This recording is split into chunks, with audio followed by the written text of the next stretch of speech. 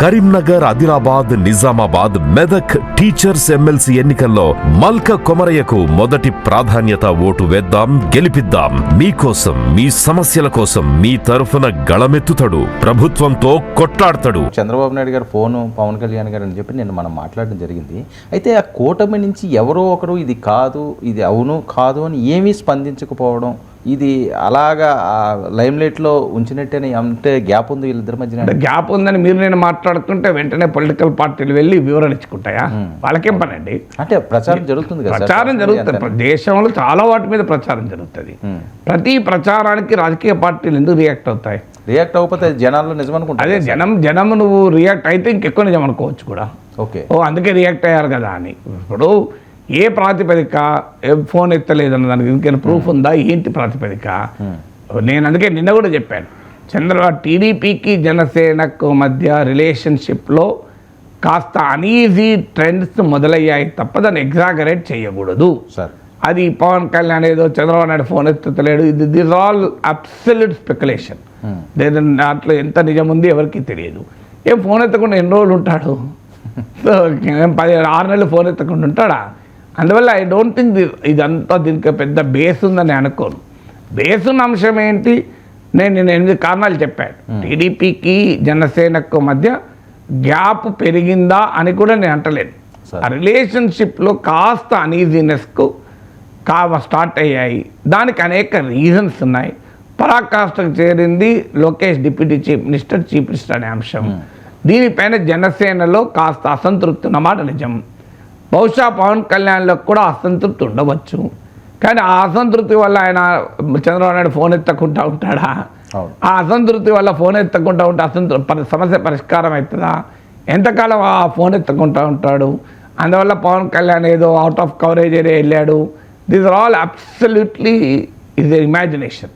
అందువల్ల ఆ ఇమాజినేషన్ స్టోరీస్కు పొలిటికల్ పార్టీ రియాక్ట్ అవుతూ కూర్చుంటాయా? మన చిన్నప్పుడు పల్లెటూరులో దొరికిన పాలు ఇప్పుడు సిటీలో దొరకటం లేదు. మా ఇంట్లో దీని గురించి మాట్లాడుకుంటున్నప్పుడు కంట్రీ డిలైట్ గురించి తెలిసి ఉన్నత ప్రమాణాలు ఉన్న ల్యాబ్స్ లో టెస్ట్ చేయించి రోజు రిపోర్ట్స్ ని యాప్ లో అప్డేట్ చేస్తారు. వాళ్ళ విధానాలు చూసి సంతృప్తి చెంది ఇలా రికమెండ్ చేస్తున్నాను. ఇప్పుడే కంట్రీ డిలైట్ యాప్ ని డౌన్లోడ్ చేసుకోండి. Download the country delight app now. అందులో మీరు సోషల్ మీడియా యుగంలో రోజు బోర్డంత స్పెక్యులేషన్, పనికిమాల స్పెక్యులేషన్ అంతా వస్తుంటుంది.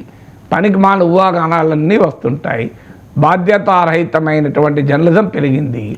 సో ఈ బాధ్యతారహితమైన జర్నలిజానికి బాధ్యత కలిగిన రాజకీయ పార్టీలు రియాక్ట్ అవుతూ ఉంటాయా? ఇవాళ వేరే పనే ఉండదు టీడీపీకి, జనసేనకు. ఇక వాళ్ళ పనల్లా మీడియాలో, సోషల్ మీడియాలో, డిజిటల్ మీడియాలో ఉన్నాయి లేని అన్ని వార్తలు వండి వారుస్తుంటే వాటన్నిటికీ రియాక్ట్ అవుతూ కూర్చుంటారా? అది వాళ్ళ పని కాదు కదా. ఎక్కడన్నా పవన్ కళ్యాణ్ అసంతృప్తి వ్యక్తం చేశాడా? జనసేన అధికారికంగా అసంతృప్తి వ్యక్తం చేసిందా? లేదు ఏదైనా ఫ్యాక్ట్ ఎవిడెన్స్ ఉందా Pawan Kalyan out of coverage పోయాడు అని? సో అందువల్ల వై షుడ్ టీడీపీ రియాక్ట్ అండి? టీడీపీ రియాక్ట్ కాకపోవడమే కరెక్ట్. టీడీపీ జనసేన ఇలాంటి స్పెక్యులేటివ్ స్టోరీస్కు, ఇమాజినేషన్ స్టోరీస్కు రియాక్ట్ అవుతూ పోతుంటే రాజకీయ పార్టీలకు ఇక వేరే పనే ఉండదు. తర్వాత లేదు అనీజీ రిలేషన్షిప్ పైన కూడా రియాక్ట్ కావాలి కదా అని. అనీజీ రిలేషన్షిప్ పైన బహిరంగంగా రియాక్ట్ కారు. అది వాళ్ళు మాట్లాడుకునే అంశం తప్ప నిజమే పవన్ కళ్యాణ్తో మాకు కొద్ది గ్యాప్ వచ్చింది, పవన్ కళ్యాణ్ నొచ్చుకొని ఉంటాడని చెప్తారా అండి? నొచ్చుకొని ఉంటే ఇంటర్నల్ మీటింగ్లో చెప్తాడు. ఎప్పుడైనా ఒక పొలిటికల్ రిలేషన్షిప్లో ఇంటర్నల్ మీటింగ్స్లో పరిష్కారం కాకపోతేనే ఎక్స్టర్నల్గా బయటకు వస్తాయి. అందువల్ల మన ఒక రాజకీయ పార్టీలు ఇప్పటికిప్పుడు టీడీపీ జనసేనల మధ్య వివాదాన్ని పెంచే రీతిలో వాళ్ళు ఎందుకు స్పందిస్తారు? వాళ్ళకేం అవసరం లేదు కదా.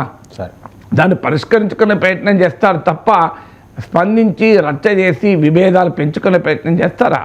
ఇప్పుడు ఏదైనా ఎవరైనా టీడీపీ వాళ్ళైనా జనసేనలో ఏదైనా రియాక్ట్ అయ్యారనుకోండి, లేదు గ్యాప్ లేదని రియాక్ట్ అయ్యారనుకోండి ఒక రకంగా ఉంటుంది. దానిపైన రచ్చ చర్చ. గ్యాప్ ఉందని రియాక్ట్ అయ్యారనుకోండి ఇంకా పెద్ద రచ్చ చర్చ.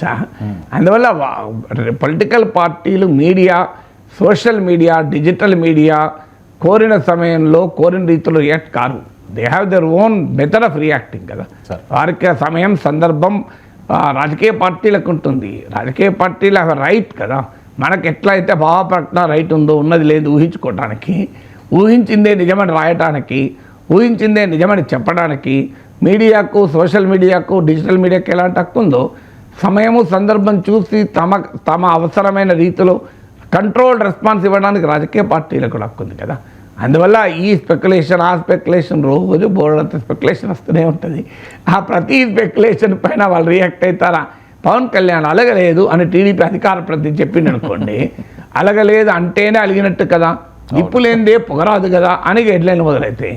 సో అందువల్ల ప్రతి తమ్ముడేలకు టీడీపీ రియాక్ట్ కాదు, జనసేన రియాక్ట్ కాదు.